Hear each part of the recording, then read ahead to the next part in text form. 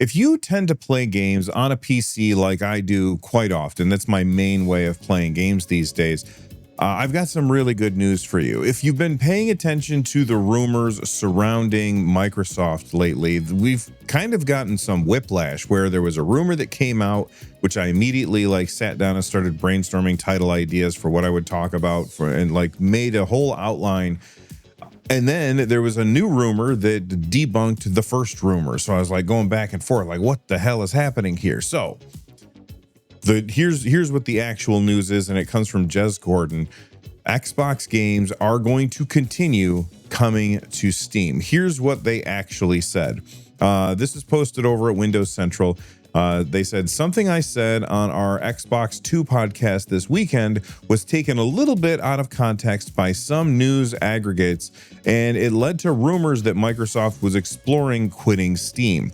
They are absolutely not exploring that right now, but there is a good reason to think Microsoft is evaluating how it engages with Windows gaming all up. Now, that was posted by Jez Gordon, and the reason that he had to post that was because he is the source of the original rumor that Microsoft was thinking of leaving Steam. And I'm going to go to that original rumor in a second, but before I do, I got to pay the bills. Everything seems to be getting more expensive, so I wanted to show you a way that you can save a little bit of money. This is Eneba.com, a massive gaming marketplace where you can buy game keys, gift cards, subscriptions for pretty much every platform. There's no reason to still be paying full price for games if you don't have to. Games that go for $60 or $70 on Steam, you can get them for way cheaper on Eneba. For example, Resident Evil Village is currently $40 on Steam, but you can get it on Eneba for just $6.53. That's a ridiculous deal. And Eneba is not limited to just Steam games. You can also get Xbox Game Pass codes, DLC, Steam wallet cards as well. Eneba uses verified sellers and is trusted by millions. It has an excellent Trustpilot rating, and your code lands in your email just a few minutes after you buy. Plus, they do cash back on lots of orders, so you get to save even more. So if you would like to pay less for the games that you know you're going to be buying anyway, check out the link in the description down below or pinned in the comments. If you use that link, you're going to be supporting the channel and saving money at the same time. Now, back to the episode. So as it stands right now, Microsoft is going to continue bringing Xbox games to PC, but here's the original rumor that sent everything into a spiral here. And this comes from WCCF Tech is where I found it. And here's the quote from Jez Gordon, again, recording on his podcast, the Xbox 2 podcast. Here's what he said. I do know that Microsoft has some plans with regard to how they show up on PC, and I don't know what that pertains to with regards to Steam, but the plans that I know about, and I'm being very careful here, kind of suggest it gives them a window to potentially pull out of Steam. So I would not be shocked if eventually we do see a universe where Microsoft quits Steam. And that last part where they said pulling out of Steam or quitting Steam, that's where all of the headlines instantly went with. And that's, I'm not going to lie, that's the thing that I was going to talk about too, because that's a big deal. Microsoft's entire strategy up until now has been trying to put their games in as many places as possible. And later on in the video, I'm going to talk about why that's a really good move, but also why I'm excited for it, because that means I get to keep playing Microsoft games even if I don't buy a Microsoft console. But I don't want to get distracted right now. Let's stay focused. And let's actually go back to the newest article that actually comes from Jez Gordon. There was a few more things in there that I thought were interesting.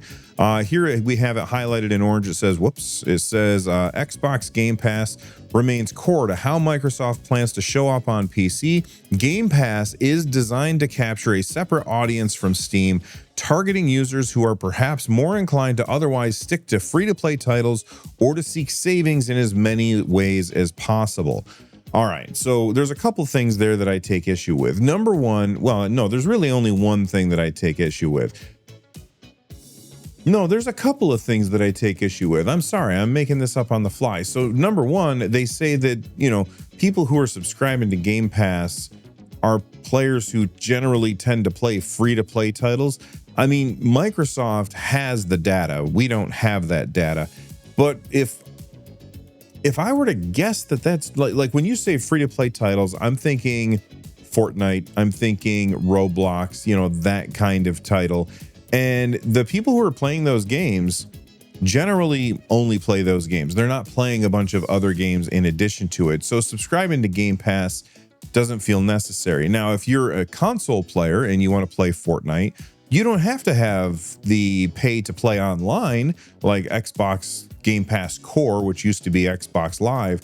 You don't have to pay for that because you're using Fortnite servers, not Microsoft servers. Now, that's not the case for every free-to-play game, but most free-to-play games, you don't have to pay to play online. That's one of the things, at least in my experience, where you could just get by without having your Xbox Live or Xbox Game Pass Core subscription. The second part that I have a problem with in here, it says that they're, you know, seeking savings in as many ways as possible. If you're seeking savings in as many ways as possible, you're probably not subscribed to Game Pass anymore. Game Pass used to be, I think, arguably one of the best deals in gaming from the consumer standpoint. And of course, that's the whole reason it wasn't sustainable. And Microsoft had to continually keep raising the prices until they got to a point where basically enough people were like, whoa, that was too much, way too fast, too many price hikes, I'm out. And so many people left that Microsoft actually had to drop the price down. But what people keep forgetting is that, yes, Microsoft raised the price up like a lot. They didn't drop it back down to the price it was before they raised it. It was at this price, and then it went up to this price, and then back down to this price. It didn't ever get back down to its original price. And so I feel like the number of people that left, maybe some came back, but I think a lot of people who left decided, you know what? I wasn't really using it all that much anyway. I was just subscribed to it because I felt like I needed to, just in case there was something that I was going to play and I was never playing. And I can say for certain that's me. Like, I subscribed to Game Pass for a long time. Luckily, I got a bunch of free device activation fees where it comes with Game Pass for 3 months or something. I had a bunch of those because I review hardware. But once that stuff ran out and I was sitting there trying to make a decision between continuing my Game Pass subscription or dropping it, I ended up dropping it because I just wasn't using it like I thought I would. But let's go back to Microsoft's perspective. Why would Microsoft keep putting Xbox games out on Steam if they have their own store? Why would they continually give up 30% to Valve when they could just say, no, we're going to keep it on our store. We'll only sell it through our store. And that way we make all of the money. Well, one of the reasons is because 100% of zero is zero. The number of people, and we've seen this over and over again, the number of times where we've seen a company take their stuff off of Steam, make their own launcher, nobody uses it, and then close down that launcher and then bring their stuff back to Steam, or leave their launcher running and then bring their stuff back to Steam. We've seen that a lot of times, is my point. And because we've seen it so many times, when I was originally writing my video about Microsoft leaving Steam, one of the titles that I had in mind was "They'll be back." Because everybody always comes back. And it's not because Steam is particularly inviting to developers. I mean, they're taking 30% of the money that they're going to make on their game. That is a big percentage. And some people don't think that Valve is entitled to that money. And some people agree that Valve should be getting that money because they're providing a service to the game publishers. I'm going to leave that up to all of you to decide whether or not Valve should have that 30% or not. But 30% is pretty much, that's the standard across the board. But every time somebody leaves and goes to make their own launcher, what they find is that nobody's really interested in using other launchers. I saw this article last year. It was about this LinkedIn post from this guy that used to work at Amazon. And one of the things that he did at Amazon was to try and be in charge of Amazon gaming, right? And he said, we figured that because we're Amazon, because we're so big, if we made a platform for people to play games on, everybody would just flock to it because we're Amazon, we're huge. and Valve is just this tiny little company. Well, what they found is that because Steam is not just a launcher, it's also social media. Not really, I don't use it that way, but it can be used that way. It can definitely be used socially. There's forums. It's also like a discovery platform. It's a library. It's, you know, how you communicate with your friends sometimes.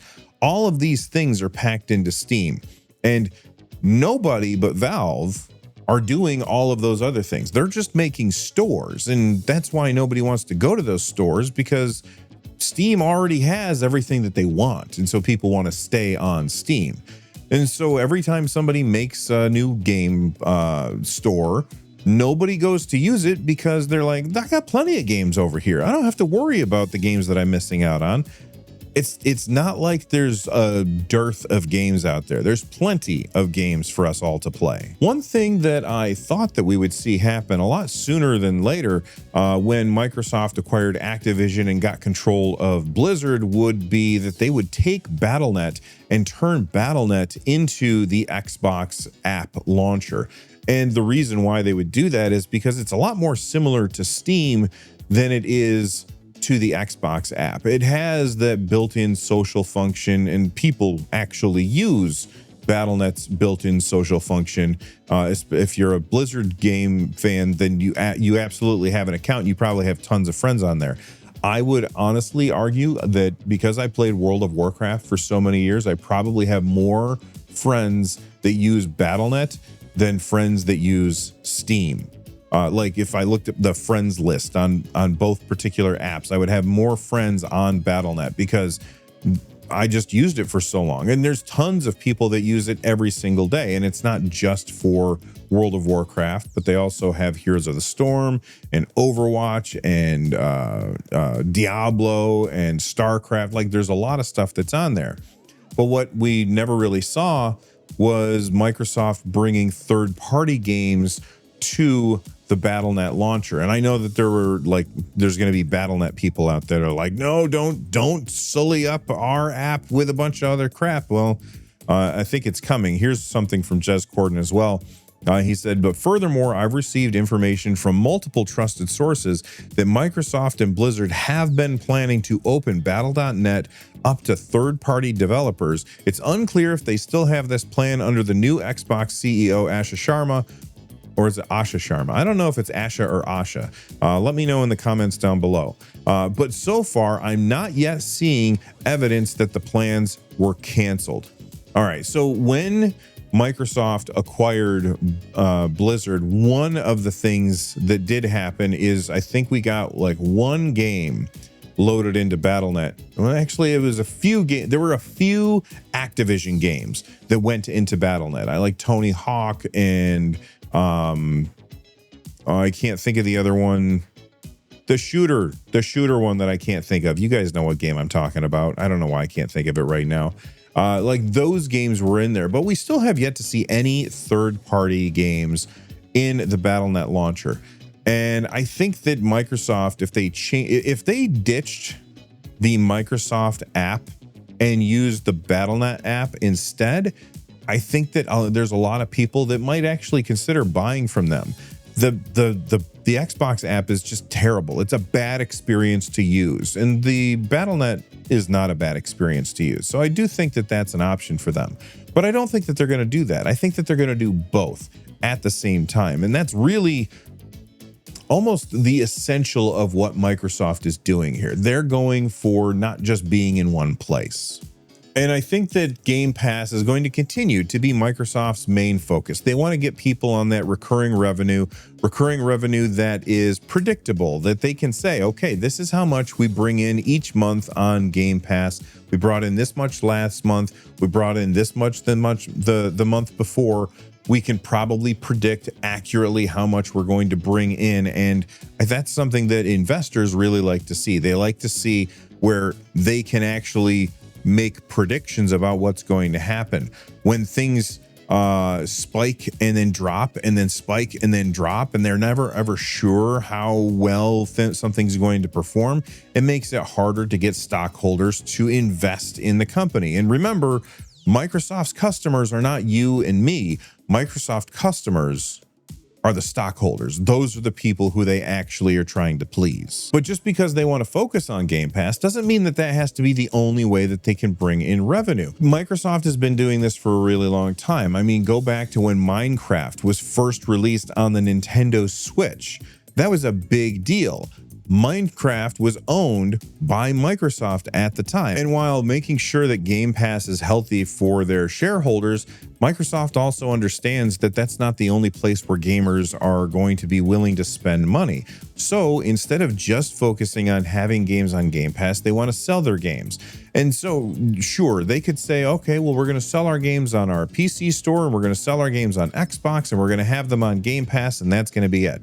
But the thing is, nobody's buying Xboxes. Nobody wants to buy anything off of the PC Xbox store. So really Game Pass would be their only option. That would be a bad business move. So in order to reach into as many wallets as possible, Microsoft is doing the smart move. They're going to stick with Steam because I think that they know what I know. They could try to ditch Steam, but right now, nobody's having it, and then they just would be back. Maybe they can build up their own store over time and make it attractive to us as customers, and then maybe we would start using it.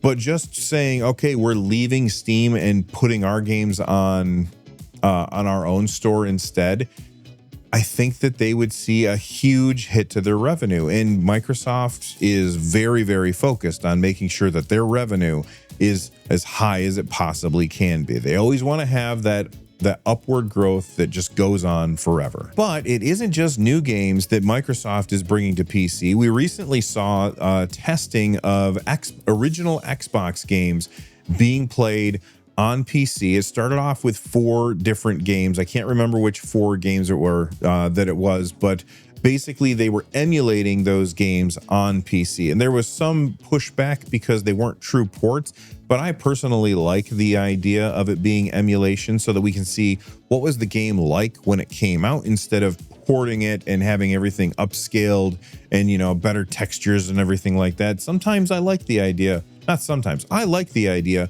of preserving old games the way that they originally were.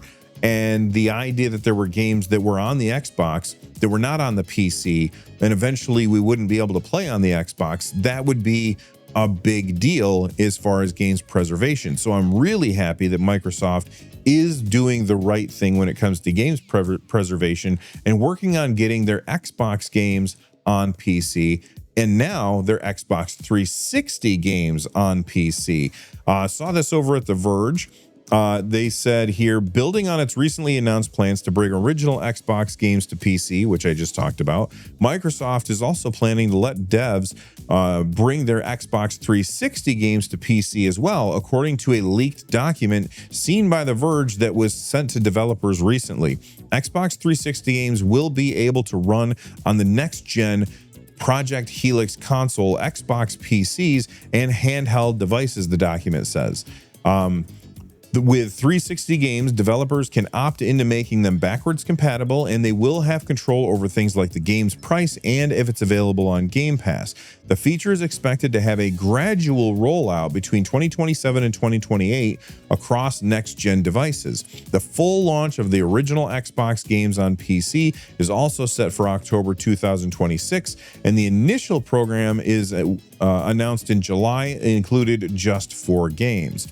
If a player puts an Xbox One or Series game on disc, this is very important, into an Xbox One or Series X console with a disc drive, they will be granted a digital license that's bound to that disc and the player's account. The license will stay with the player across Xbox devices, but if a disc changes hands, the license will transfer to the new person. That should mean that gamers can still trade and sell discs once the original owner of a disc does so. So they can't play the digital version that they got from that disc anymore. Okay, all of this is absolutely huge. When Project Helix first got announced, one of the things that we talked about on my podcast, which if you haven't checked out the podcast, we record every Friday, usually comes out Sunday mornings, almost every single week. So make sure that you subscribe for that. But one of the things that we constantly talked about on the podcast was is Project Helix going to be able, if it's a PC, and that's essentially what we were told it is, it's a PC that's called an Xbox. Well, what makes an Xbox an Xbox? Controller first user interface. I'm sure that Project Helix is going to have a controller first user interface. Microsoft is already taking steps in the right direction towards that. The second thing is it better frickin' play Xbox games. If it doesn't play Xbox games, one of the things that Microsoft has said for years that has always been a priority for them is backwards compatibility. You can bring your games forward from the last system. And when you are taking something that is an Xbox, which is a console, and then the next one is an Xbox, but it's a PC, will it be able to play all of your old Xbox games? And it looks like the answer is going to be yes, because of what we were just reading about. Microsoft has already brought some Xbox One titles, and now in a leaked document, we can see that they're working on ways for publishers to bring Xbox 360 titles forward. And they're also giving you a way where you can take your disc collection, put it in your Xbox system, and have it recognize that and assign the license to you so that you can continue to play those games digitally without having to have the disc out, which is awesome. This is a really great move. But you still have the ability to take that disc and then give it to somebody else or sell it to somebody else. And then when they put it in, you lose that license. And that might sound bad if you are somebody who just wants free shit, but if you're a reasonable person, that sounds completely reasonable. It gives us a way to trade our games and continue to keep physical media alive, but we still have the convenience of the digital licenses. I think that this is huge. And it takes me to my next point. I think that Project Helix is going to have a disk drive. Even if the next thing that I talk about wasn't true, just based on these pieces of information that we're looking at with how Microsoft is trying to make Helix actually feel like an Xbox, the thing that's going to make it feel like an Xbox is that it has the ability to play games from a disk, or at least put a disk in and then install that game from a disk. So that means disk support. Well, let's keep going. Recently, PlayStation stepped on a rake. Usually what happens is PlayStation's just busy doing its own thing, and then Microsoft steps on rake after rake after rake, and it makes PlayStation look like they're doing great over there. You know what I mean? But this time it's the other way around. PlayStation recently announced that they were discontinuing discs. Moving forward, beginning at the beginning of 2028, PlayStation will no longer be making discs for their games. That means that they're probably not going to be having a disk drive in the PlayStation 6. All right. My initial reaction to this was, number one, lame. Don't be like that, PlayStation. But number two, Microsoft was going to do the exact same thing. And here's the reason why I figured Microsoft would do the exact same thing. All the publishers want this. There is no single publisher out there that wants to continue to sell physical media. And even if they say publicly that they would love to continue selling physical media, none of them want this. And the reason why is because the secondary market. If they sell physical media, then the secondary market thrives. And that means I can go buy a used game for 20 bucks or 30 bucks, and they don't get a dime of that money. All of that money goes to GameStop or wherever I bought that used game. If they ditch physical media and go with digital media, then that secondary market just vanishes and people aren't going to be able to get games cheaper. And that means that the publishers completely control how much the games are going to cost, because they don't have to worry about their new game being compared to a used version of the same game at a much cheaper price. This makes things so much better for publishers. So I assumed that Microsoft would see what Sony's doing and say, well, all right, they're the idiots that pulled the Band-Aid off, so now I get to just walk through the door and I'm not the first one that did it. Almost the way that Nintendo started the $80 game phase. They are the ones that ripped the Band-Aid off and got all the hate. And then other companies that sell their games at $80, they're not getting the same hate that Nintendo got for doing that same thing. So that's what I thought Microsoft would do with this disc situation. But I just saw this over at VGCharts.com. This is a post from information from John Linneman from Digital Foundry. Here's what he said. I'd heard from a couple sort of sources, and this is just the kind of potential rumory stuff, but at least before the current Xbox reset, I don't know where it is now. It sounds like Microsoft was actually very much going to continue disc support. Not because they value retail disc sales, because they don't, but because they wanted to be sure that all your Xbox games were still playable on new Xboxes, cementing the idea that an Xbox is an Xbox if it has a disc, and if not, then you can't play the old Xbox games and therefore doesn't feel like an Xbox. That this continues. And it's like we could offer maybe an external drive or basically some means. And I think that might all tie into this disc to digital stuff as well. But I get this feeling that they might actually, especially given their reaction, I'm not saying that they're going to solve problems or anything drastically is going to change, but I do see a future where Microsoft actually supports discs going forward for users that want to take their library with them, while Sony just completely cuts people off. And honestly, this is the same thing that everybody's been saying. I mean, John's got some contacts, so he's actually able to speak from a place of knowledge, whereas me, I'm just a guy in an attic. And so when I look at this, I say this would be an opportunity for Microsoft to do what Sony did to them in the last generation during the Xbox One and PS4 generation. When Microsoft stepped in it, they stepped on a rake, and then Sony said, here's how you trade a game. And everybody was like, hell yes, that's how you do it. This is Microsoft's opportunity to do the exact same thing. And if they were already planning on having a disk drive, either an external disk drive or one that's built into the Xbox Project Helix, in which case I don't see any good reason for Microsoft to ditch disks. Again, I know that everybody that they want to ditch disks, but I don't think that now is the time. I think that now is the time that they could actually do something that would be really, really pro-consumer. And maybe it would convince people to leave PlayStation and go to Xbox, which is something that Microsoft has been trying to convince people to do for years, but they haven't been able to. But let me know what you guys think about this in the comment section down below that like button. If it's your first time here, please subscribe. From the NerdNest, I'm Bill. Thank you for watching, and I'll see you on the next one. Stay rad, everybody.